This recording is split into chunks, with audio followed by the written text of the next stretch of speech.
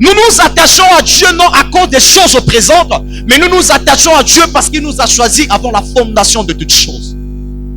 Mon attachement à Dieu est lié à ma destinée finale. Parce que je sais un jour que là où Christ sera, moi j'y serai aussi. Le maître a dit un jour que je m'en vais vous préparer une place, afin que là où je serai, que vous y soyez aussi. Alors en tant qu'enfant de Dieu, si Dieu doit nous distinguer afin qu'il arrive à tirer gloire dans nos vies, c'est qu'au milieu des persécutions, nous devons révéler la gloire de Dieu. Comment révéler la gloire de Dieu au milieu des persécutions? C'est montrer aux hommes, malgré ce que nous vivons, nous sommes plus que vainqueurs par celui qui nous a choisis avant toute chose. Ce n'est pas la faim qui va m'abandonner, ce n'est pas la faim qui doit me détacher de Christ, ce n'est pas la soif qui doit me détacher de Christ, ce n'est pas parce que je manque aujourd'hui, non, je m'attache à Christ parce que Christ m'a sorti du monde afin que je puisse témoigner sa grandeur. Je suis venu parler à un choix de Dieu ce soir. Tu n'es pas n'importe qui, tu n'es pas chrétien en vain, mais Dieu t'a choisi avant toute chose parce qu'il a un plan à accomplir dans ta famille. Il a un plan à accomplir dans le lieu où tu travailles. Il a un plan à accomplir même dans ton église.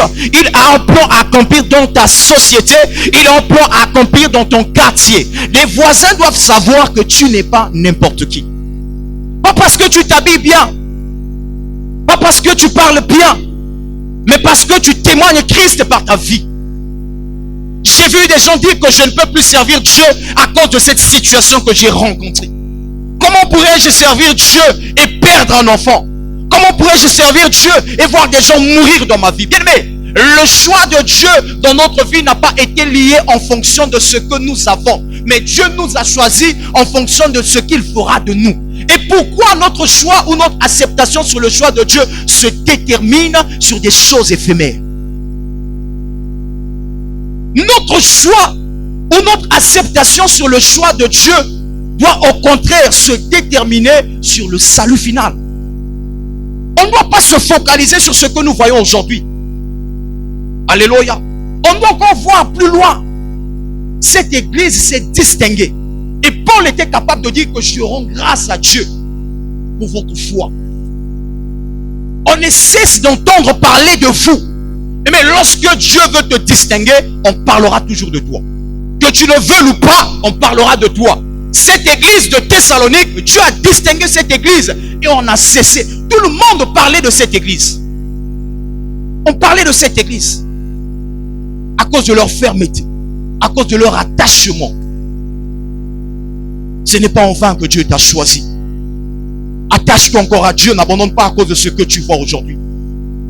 Ne te détache pas de Dieu à cause de ce que tu rencontres aujourd'hui. Il dit dans sa parole que c'est lui qui nous a choisis. Alléluia. Après avoir parlé du choix, cependant nous parlerons de l'établissement.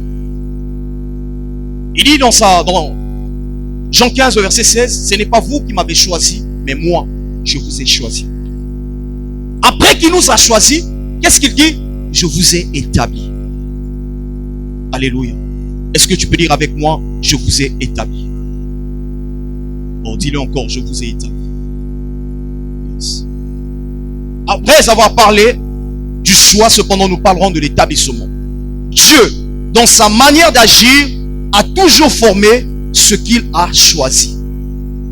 Dieu, dans sa manière d'agir, il a toujours formé ce qu'il a choisi. Soit par les épreuves, soit par une formation dans un domaine quelconque. Alléluia. Une fois que Dieu a choisi un peuple, Dieu doit former ce peuple.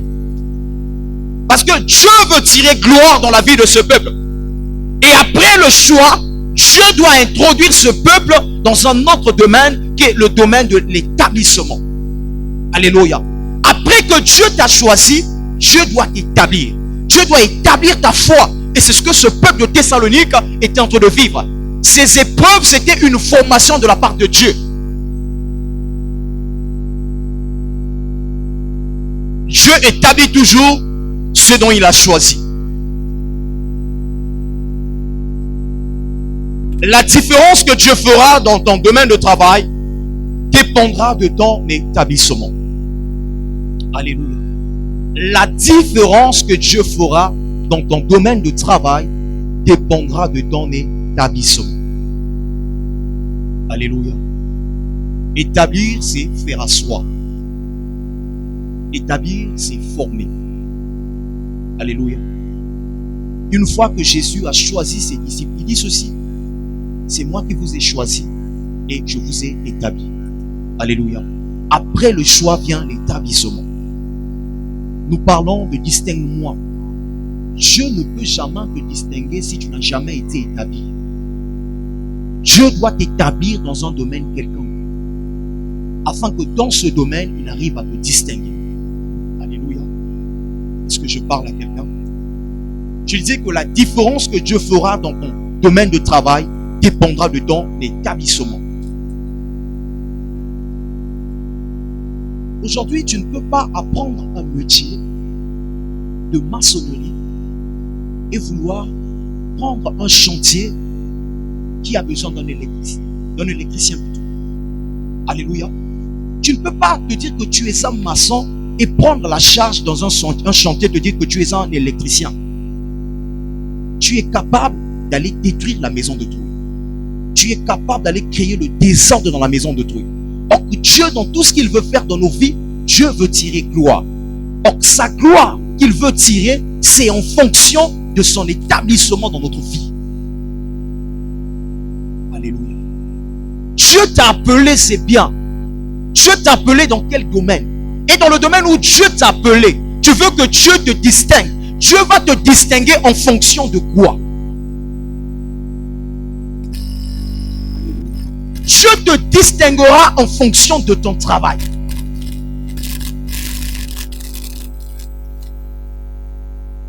Si Dieu te distinguera en fonction de ton travail, alors tu dois te faire former.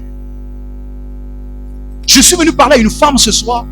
Je suis venu parler à un homme ce soir. Je suis venu parler à une jeunesse ce soir.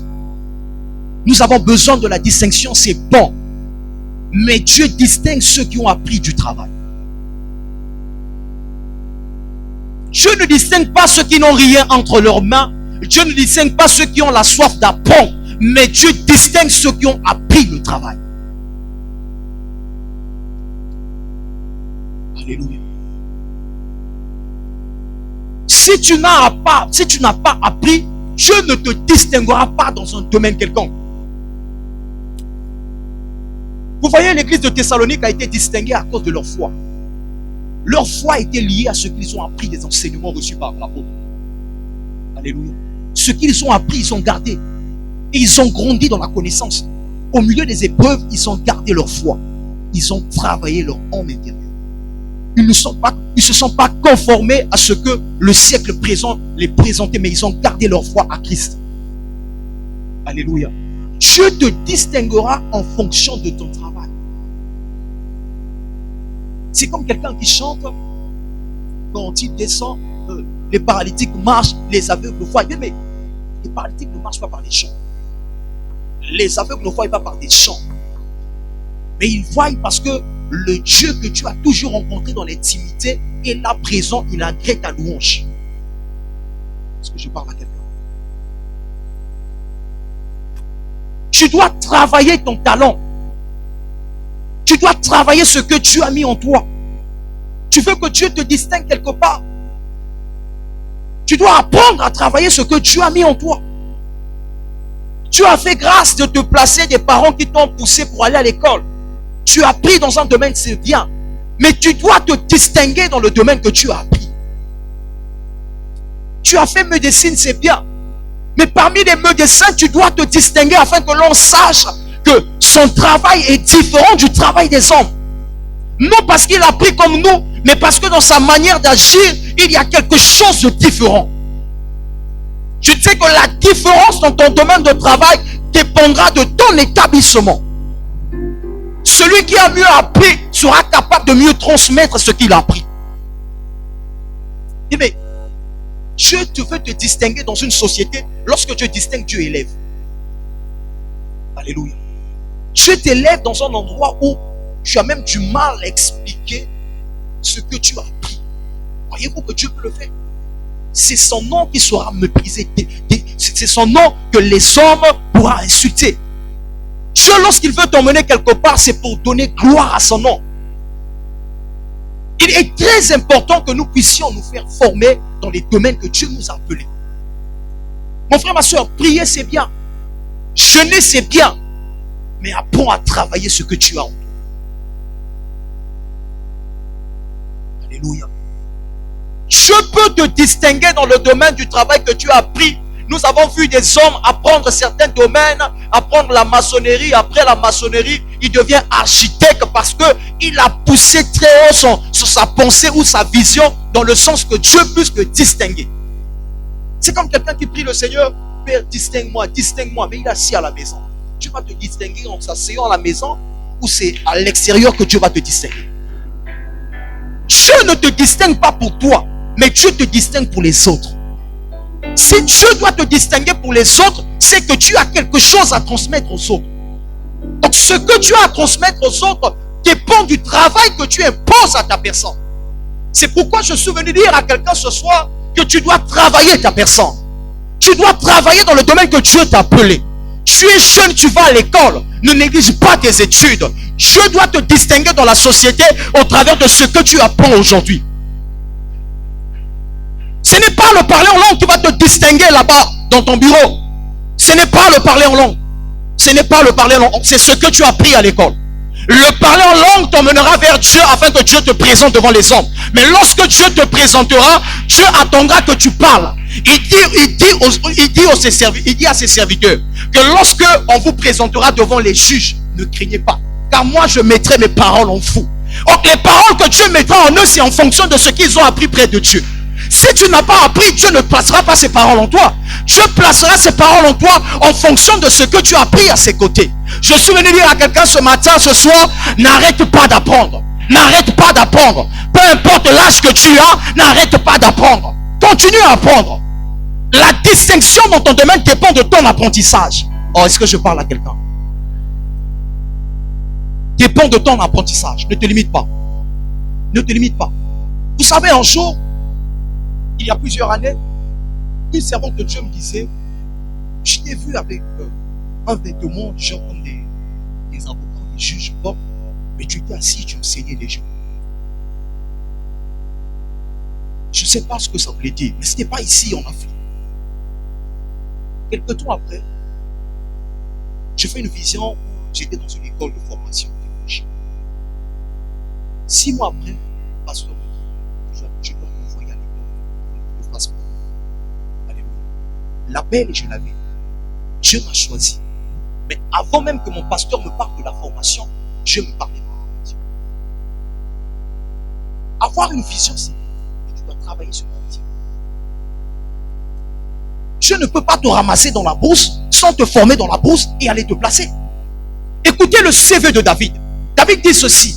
Quand j'étais dans la forêt, lorsque l'ours et le lion s'approchaient, qu'est-ce que je faisais? Moi, j'allais vers eux pour les dévorer. Vous voyez son CV?